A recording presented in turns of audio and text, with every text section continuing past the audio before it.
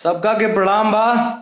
क्षमा चाहतनी हम थोड़ा सा लेट लाइव है नहीं। सब कोई भाई लोग हम देखनी फेसबुक पर कहत रहल कि लाइव आई है तब समय ना मिल पैला के वजह से असल में अयोध्या में शूटिंग चलता और आज हमार शो भी बा कुशीनगर तुर्कपट्टी में।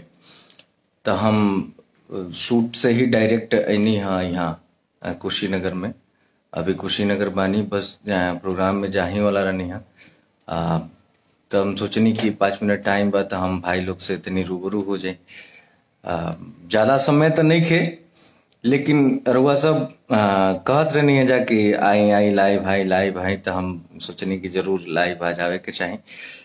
तब एगो गाना बा जना के नाम बा हेलो प्रिया जौन अभी भी ट्रेंडिंग में चलता और 1-1.5 दिन के अंदर 2 मिलियन व्यूज से ज्यादा क्रॉस कर गई।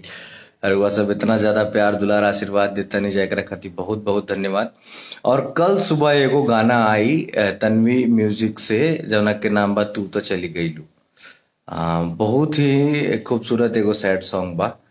तो रउआ सब प्यार दुलार आशीर्वाद देव जा ओकरा के। अभी कुशीनगर में तुर्कपट्टी ना तुर्कपट्टी सूर्य मंदिर अभी प्रोग्राम बा। हम ओजे जात नहीं 5 मिनट में 10 मिनट में हम ओजा पहुंचब कुशीनगर महोत्सव।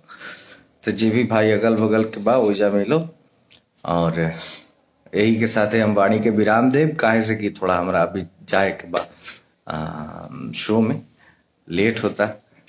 तो फिर कभी बढ़िया से लाइव आके सबका से बात हुई, सब भाई लोग से बात हुई। लेकिन आज सब के हमरा से कहत रहा कि लाइव आवे के चाहे तो हम सोचनी कि भाई लोग के बात राखल जरूरी बा। तो फिर कभी मुलाकात हुई। लव यू भाई लोग। हर हर महादेव।